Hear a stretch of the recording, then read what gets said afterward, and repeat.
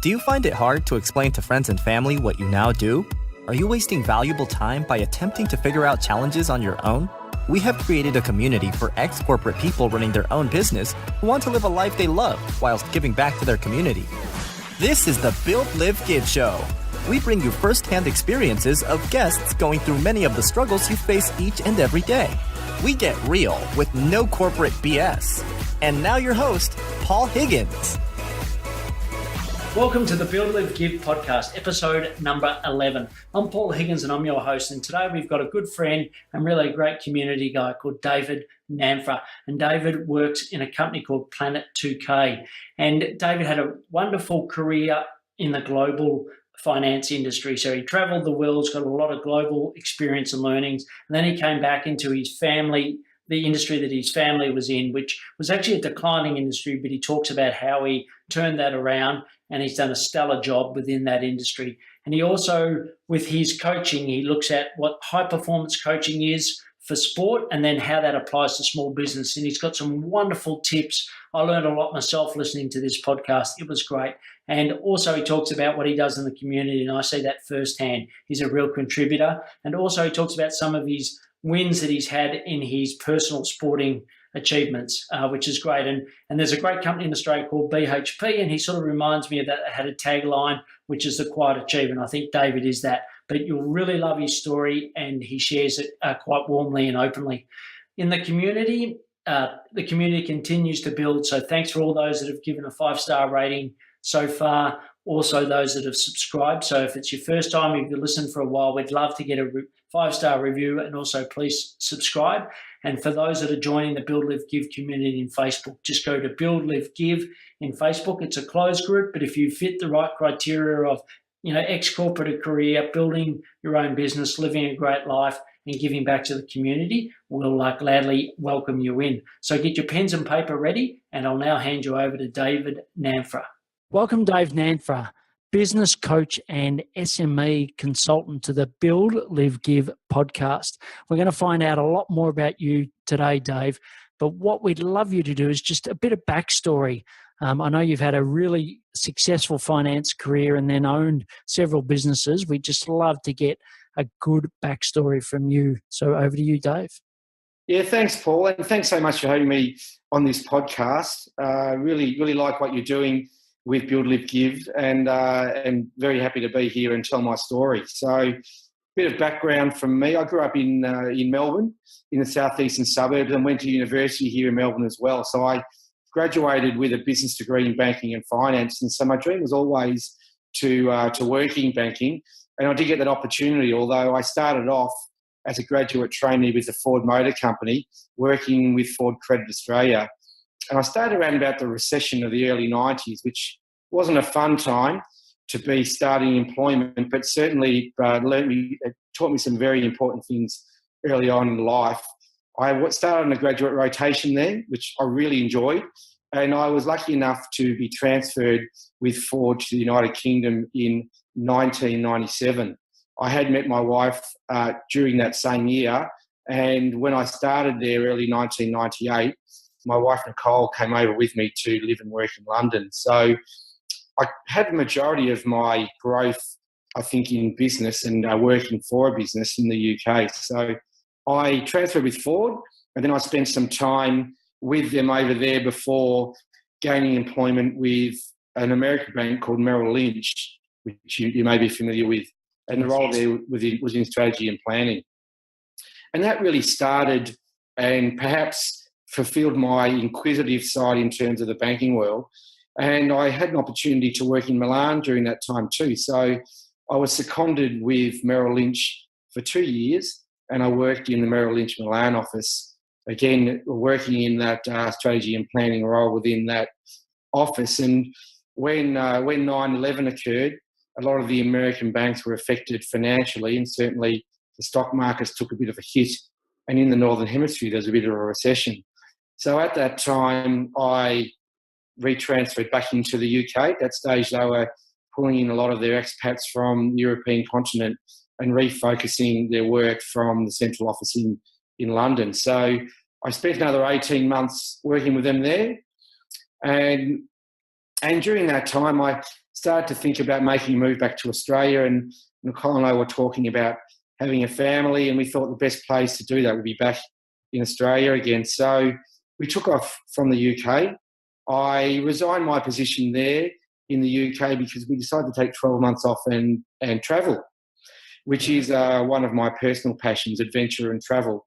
And we spent a year travelling through South America, Central America and North America for some time, landing back in Australia. And during that time travelling, we changed our view on how we thought our working future would be. And picturing that together and wanting to have kids, we thought, what would be the best way to do that? And, of course, we landed on the idea of doing something for ourselves. So although I was quite attached to my career at that stage and felt like I was progressing really well, we arrived back in Australia with the determination to find a business to work in. And that business ended up being franchising with Blockbuster franchises.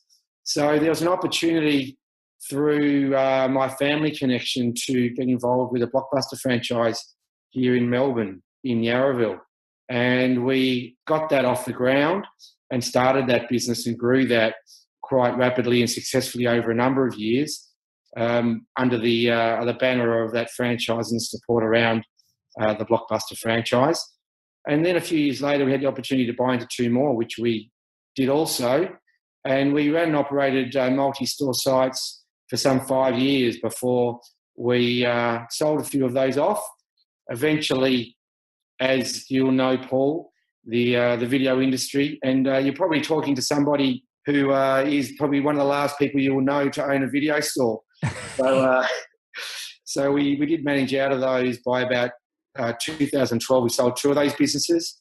And in 2015, we wound up our final business being the same business that we originally started and grew back in 2004. So a good dozen years working in that industry, which leads me to a new reiteration of my career. So moving from the corporate world into the business world, having a great 12 years working in franchising, and we really did love working in that industry and getting a foothold in business. I then had an opportunity to work with another startup here in Australia, that being a coaching organisation from the UK, working in business coaching, which I've been doing for the last 18 months. So in short, along the way, of course, we started a family and we've got 3 kids, 2 boys and a girl. Alex is 12, Sophia is 10 and Lucas is 8. So having those businesses allowed us the flexibility to be able to start a family and spend a lot of time with our family, which we've really, really enjoyed as part of our journey too. So I have been doing a bit of small business consulting there on the side. So I did help a number of small businesses, being Blockbuster businesses and video stores, manage out of their businesses. As you can imagine, a lot of them were tied up in leases and franchise agreements. So I spent a bit of time working with a few of those, and then came across the opportunity to work with this coaching company. And I've just moved into a role there with business development. So this is a new reiteration of my career, Paul. So a lot there in a very short summary. Ask away of any questions you have in relation to that. Yeah, no, look, it's great. Multiple countries, multiple industries. So before we sort of dive into that a little more, I'd just love to know something about you that family or friends. So something that I'd probably know about you, but the rest of the BLG community wouldn't know about Dave Nanfra. Well, I've always been, I guess I started off as a bit of an adrenaline junkie early in my life, and parachuting and bungee jumping, all those kind of things, as many people do in their 20s. And that love kind of grew into more of a love of adventure. So I've done quite a bit of mountaineering, Paul. So did quite a bit of climbing the Alps, and having travelled through South America, Nicole and I did a bit of climbing in the Andes too. So I had a bit of a passion for mountaineering over time, which you may not know of, which was put on the sideburners a little bit with the start of the family and a bit more of a focus for being around home.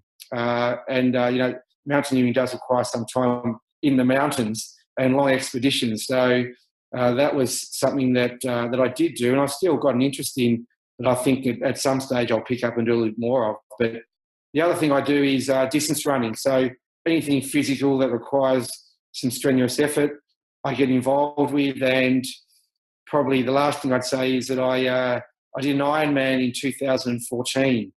So which created, which was a bit of time and effort as well, which I really loved doing and got a great deal out of personally, and in terms of achievement from a physical perspective. So that would be my contribution to what your podcast listeners might not know about me. I too learned a little bit through that story, and if you go back, leaving and deciding to go into, I'll call it the family business, so to speak, but I know it was very much, with maybe their help, but it was your business running the Blockbuster franchise. What were some of your key fears, if you can remember back then, from making the switch from corporate into that particular business? I do precisely remember my fears. And my biggest fear was leaving a stable employment that I've built a career on for a number of years and feeling like I was starting again, feeling like what I was leaving behind, what may not have been applicable to what I was going into. And I think my biggest fear was letting go of that. Of course, again, it was starting again in terms of income too. So it was leaving and the banking industry do pay quite good salaries, but at the same time, leaving that behind and knowing that I was forgoing that for a really uncertain and an unknown quantity in terms of how well or not we'd be able to do in our own business, feeling like we didn't have the skills to be able to do that. So that was definitely my biggest fear leaving the corporate world. This was the security that I had and the belief that I really loved what I did and that it was something that I probably thought I loved more than I did. And I realised that once I left, that it was a really good decision to have made that move. Great. And what sort of help did you get as you navigated through those fears in the early days? Well, I think my wife Nicole was a really big support behind that, she was always supportive of the fact that we needed to make a change, and that me working long hours in the city or working long hours as the banking industry also does, they do get their pound of flesh definitely, wasn't going to be conducive to raising a family and be able to spend time with that family if we were going to do that. So there needed to be a bit of a compromise, and I think she supported me in understanding that the decision I was making was the right decision for our family, as opposed to being just the right career move as well. So she was a great support. My family, 2 brothers who were already in business and had been working, was also really big support. And my father had always been support because he'd always been in small business. And I think one of the things that kept me away from entering into small business earlier would have been that my dad and my brothers were doing that, and I wanted to do something different. And being the third boy of 3 boys, for me, having that independence was really important to me in terms of doing my own thing for a while. So having all that support around me was fantastic. So really, the advice from them to me was, that your life will change, but it will change for the better. And benefit of hindsight, they were right. Yeah, excellent. It certainly helps to have that support network. And now, as you said, business coach, and you do some SME consulting. When you walk into a party or walk into a networking event, how do you describe what you do today? I really like speaking to people. And so when I think about how do I introduce myself, it's never really a cold introduction.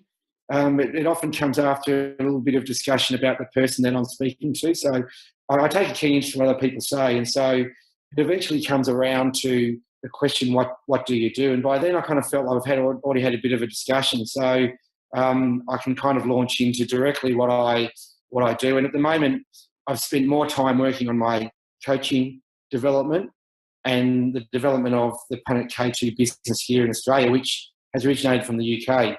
So my introduction line is that I'm a business coach and a performance coach with Planet K2, and then I give them, I normally discuss a little introduction into what we do as a coaching organisation, because we have a bias to elite sport.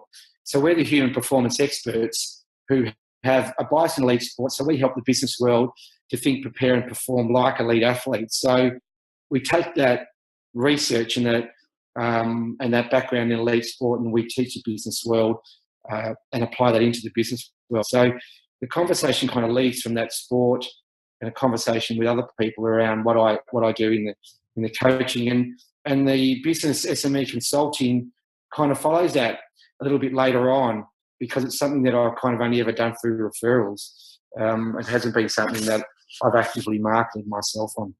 Sure. And if you had to sort of but talk about 3 key traits you see in elite sports people and how they transfer across into being a successful small business owner, which, most of our listeners have got an aspiration to be, what would they be if you had to just pick 3 key traits? Yeah, great question, actually. In terms of elite sport, there used to be a lot of research done in the 60s, 70s, and early 80s in what type of athlete would comprise an elite athlete.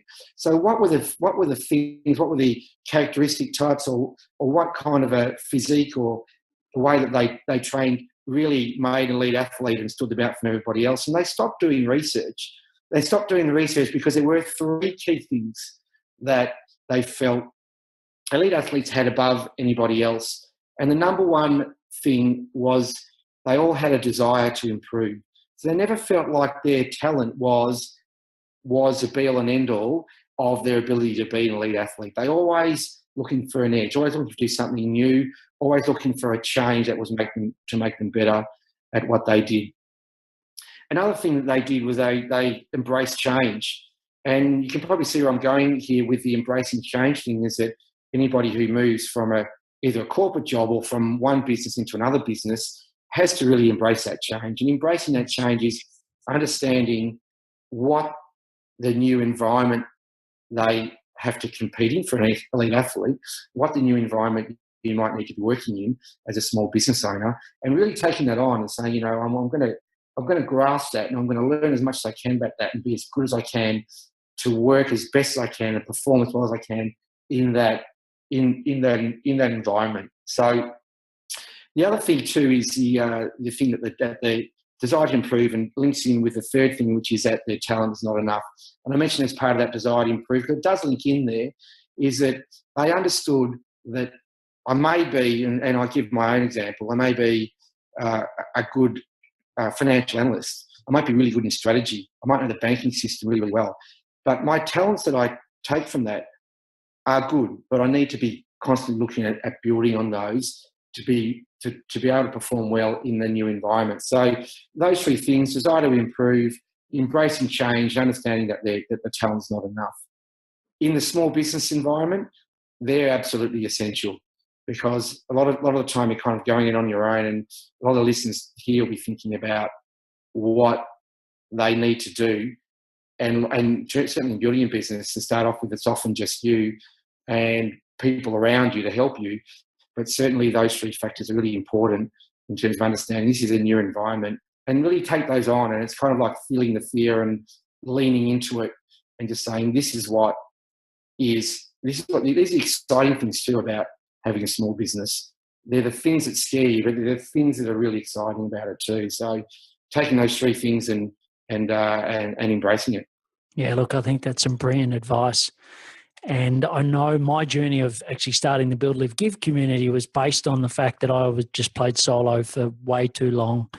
Thought, easy transition from corporate to small business, I'll nail this. And really 5 years in, I was still really trying to find my feet, moved into a mastermind, was very successful post that, and, helped people go through a similar journey. So look, I totally agree. And I think, your experience in this area is fantastic. You've got all the backing of Planet K2, which is brilliant, and you've also experienced it firsthand yourself, which is why you're adding so much value to our listeners. So if I now sort of move forward a little to your current business, which is, Planet K2 in particular, what are the biggest challenges you find at the moment to grow your business? What's the stuff that's keeping you awake at night? Yeah, thanks, Paul. Well, and I might just add, actually, starting off in business some dozen years ago, the environment's really changed a lot. And you mentioned master classes, and it would have been fantastic back then. I think the advantage that your listeners have these days is there's a lot of information available, but there's also a lot of online support available to help them workshop some of the ideas or challenges that they're having. I just thought I'd mention that before I moved into what I'm doing at the moment, because I think that's really important, that there is a lot of assistance these days for people wanting to make that switch. So whilst they might feel alone, they're really not alone if they're prepared to reach out and have people around them help them or join some of these communities like you're running there, Paul, too. So they're fantastic. So going into the Planet K2, probably the biggest challenges around growing the business there is being able to make contacts, firstly, find the people that are most likely to provide leads that will then eventuate into a coaching contract or a coaching arrangement. That's the biggest challenge, I think, because there are, as I've also mentioned to you, following up from there being a lot of information out there, there's, coaching is, whilst there's a huge opportunity there and it's a growing industry, but opportunities for different types of coaches. So finding the right person to match the right scenario and the right circumstance where they want to coach, who is going to help them in the areas of, certainly in the areas of performance, but something that they connect with and resonate with. So turning those warm introductions and referrals into business. Yes, look, it's so important.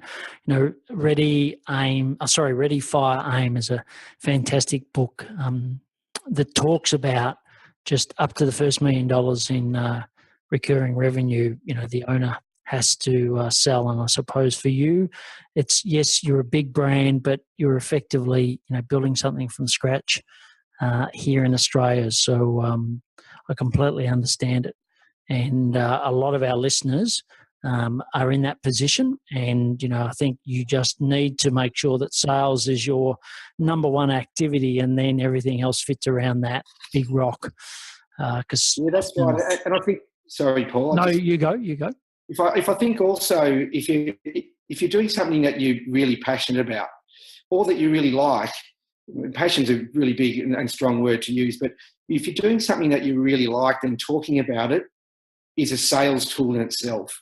Just being able to meet with people, and if you believe in your product and if you believe that what you've got to offer can help people, then it's almost a sales conversation in itself, just talking about how much you like it and what benefits it might have had to others. So you've got that as well. The other encouragement or little advice I'd give in terms of challenges of growing a small business would be it doesn't often happen quickly. But once you get some momentum going, it can happen quite quickly at that point in time. So having patience, doing all the little things well is really important. And it does take time. And you may be able to relate to that too with your journey too, Paul. Yeah, look, the old saying, it takes 10 years to be an overnight success. And I think that, around that 5-year mark is really critical. And I often say to people, the 4 times rule, which is it'll take you 4 times as long and you'll get about a quarter of the income you think you're going to get. So if you sort of use that as a rough rule of thumb, you'll keep your partner or other people happy.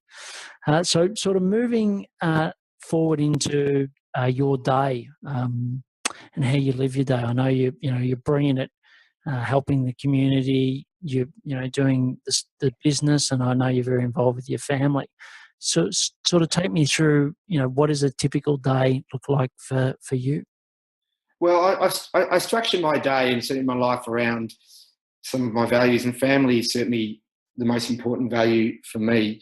And making that decision back when we moved into our own business and had the franchises around the flexibility, I like to keep flexibility around the timetable of my family, and being a consultant coach allows me to do that as well, which is great. So I'll give you. I'm going to give you my ideal / typical day too, because it doesn't always happen this way.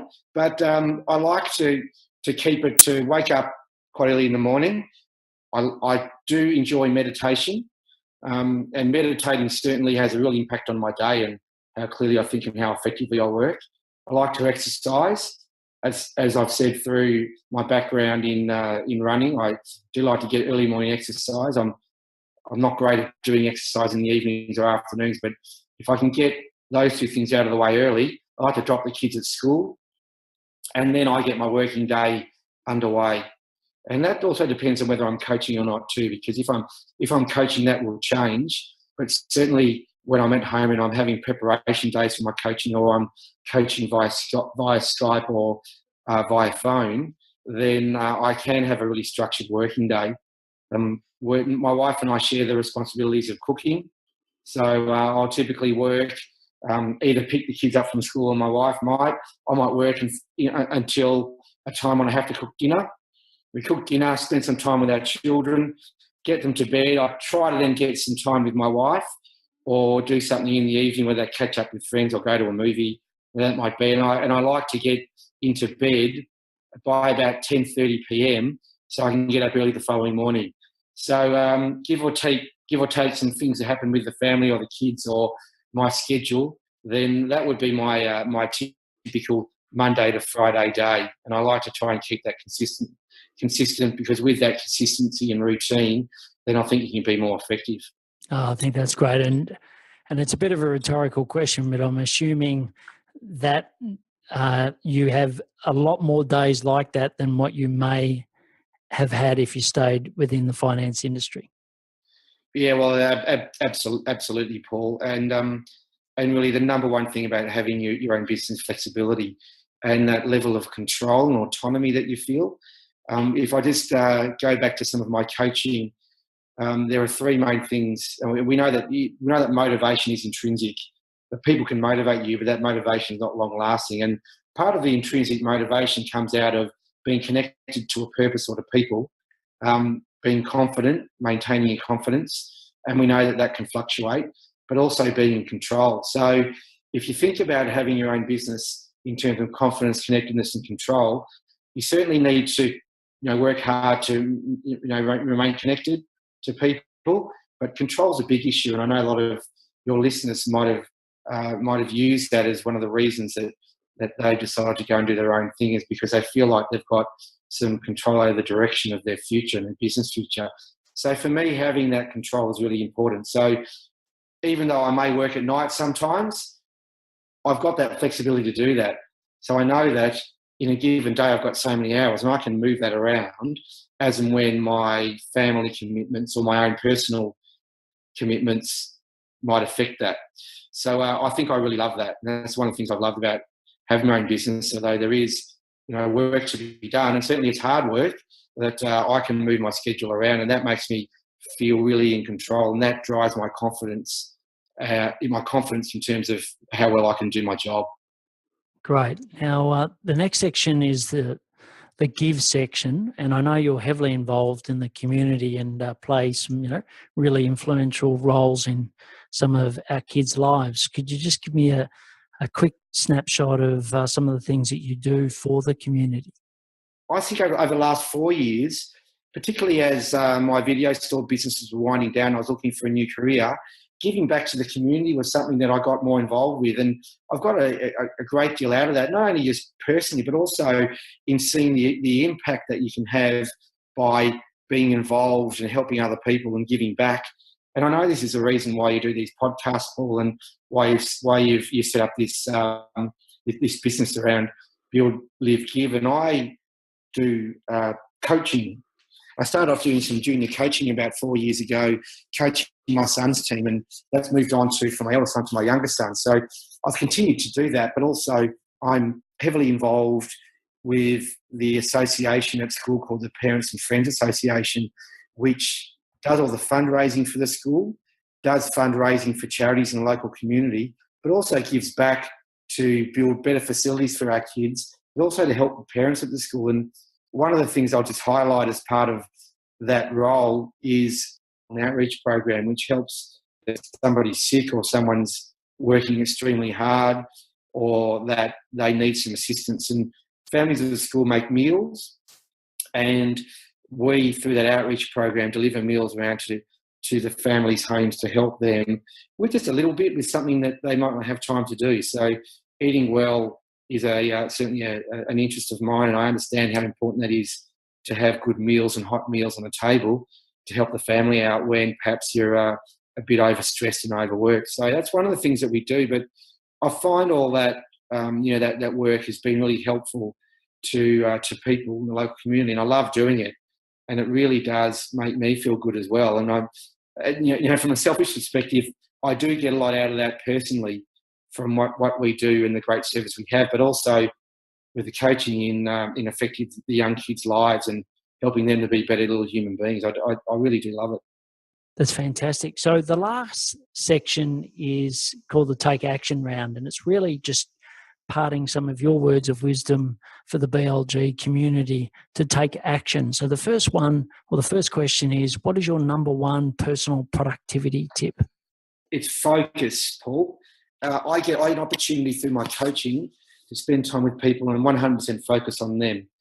And I've taken that into my working day outside of my coaching, and that is, if I have a task to get done and that's a priority task, I prioritise the task and I focus on them. I turn my phone off. I make sure there's no distractions, and you'll understand, you'll know that flow. Once you get into that flow, it's amazing how quickly and effectively you can work, and just how great ideas come to you in those moments where you're not multitasking or answering emails at the same time or taking calls. So I would say being able to focus uniquely on the task at hand would be my biggest productivity tip. Brilliant. And on your mobile phone, if you look at your home screen, what are a couple of key must-have apps from your perspective? Well, I must say that, certainly podcasts, and most recently I've joined Blinkist, which is an app that summarises books for you. Now, the books that I certainly take more interest in, I'll buy the book and read it through, but Blinkist gives the opportunity to summarise a number of books and getting key points from those. So that's a bit of laziness coming in there, but I find it really effective, particularly if I'm coaching a particular client and I'm wanting to know a bit about their industry, that I can download a number of books that give me a bit of a summary on those and take away some key points that I can use in my coaching. So I'd say Blinkist, I'd say certainly podcasts, but also I do use a lot of the Apple apps in terms of organisation, reminders. I use a notes app. I do like my technology, and I don't like to use much paper. So I find as much as I can get onto my phone or my Mac, as much as possible and at my fingertips, is useful to me in terms of making me more efficient. Excellent, great. And podcasts. So, what are some of your favourite podcasts that you listen to? Well, this one now, Paul. That is that just your episode, Dave, or is that? I've certainly now that I've had the opportunity to participate in these, I think they're really useful, and they're definitely going to be useful to me as well. You can always learn from other people and their experiences, and they're growing their business. So thanks for staying to this and having me on board again. But I do follow some podcasts. One of those is Fast Business. So I'm not sure if you're aware. It's a marketing podcast, and I'm just having a quick look to see what the name of James Schramko. I also like to listen to a podcast on minimalism, and only because I feel like that has some benefits to life in general in terms of keeping things simple and focusing on the things that are important in life. And they often come up with some really good tips in terms of how to rid yourselves of things like clutter and things that have no meaning to you, to help you focus on your time on things that you want to focus on that are more important. So there's another one. I'd mentioned two of those. I listen to a number of different business podcasts. but certainly those two are the main ones I'm listening to at the moment. Okay, excellent. And one piece of advice that you wish you had have received when you first started your journey leaving corporate, what's a bit of advice that you wish you had have received that you can now give other BLG listeners? Definitely the best bit of advice that I received and I ignored for some time, and it's become a little bit of a cliche, but it still rings true, and that is work on your business, not in your business. So as soon as you have the opportunity to take a bit of a step back, to be working on your business, spending more time, and rather than working on the detail of that, and part of that is outsourcing. And I know that you've got a passion in terms of outsourcing with your business too, Paul, that use the people around you as best as possible. And you don't have the expertise. I spent a lot of time early on perhaps thinking that I need to have all the answers. There's a lot of expertise around that you can use, and just using that expertise when you have the opportunity. That's definitely the best piece of advice that I could give anybody starting out, is use the resource around you as much as possible to be able to grow your business as quickly as possible. Yeah, no, that's great advice. And I think that links back to your sporting example, where you look at all the top sports in the world and, they don't do it by themselves. They have a team of people. So I think that analogy into sport and into small business is a great one. So how could people find out more about what you do, Dave? Well, I'm on LinkedIn. So my name, David Nanfra, which is spelled Nanfra. I'm the only David Nanfra on LinkedIn. So you'll be able to find me quite quickly. You can have a look at my resume. And the positives of having a unique surname is that people do find you a little bit more easily. And also be able to find searches on me. So all the embarrassing things I've done in life are online as well, under my name. Unfortunately, I can't hide behind a more common surname there. So yes, if they want to track me down and have a bit of a chat, and have a coffee, see how we can link up and just have a bit of a talk about their own small businesses, or have a bit of a chat about coaching and how, as a coach, I might be able to help them to grow their business or grow their personal brand. Excellent. Look, I know you've got a wealth of experience that you've, kindly given people today on the podcast, but I know you through school and through our community, and, you generally give a lot more than you ever ask back. And I think that philosophy is served you well, and that's why you've been so successful. So I'd love to thank you for sharing your journey today to the Build, Live, Give listeners. And I wish you every success in the future and look forward to having you as a key part of the community. Great. Thanks, Paul. Thanks for having me, and really will support you. It's a fantastic thing you're doing there. So I appreciate you giving me some time to have a bit of a chat with you too. Great. Thanks, Dave. Thanks, Paul. Thank you for listening to the Build, Live, Give show. If you found this show helpful, please share it with others so we can build businesses, live great lives, and give back to the community. If you would like to join the BLG community, go to our website, www.buildlivegive.com. Until next time, thanks for listening.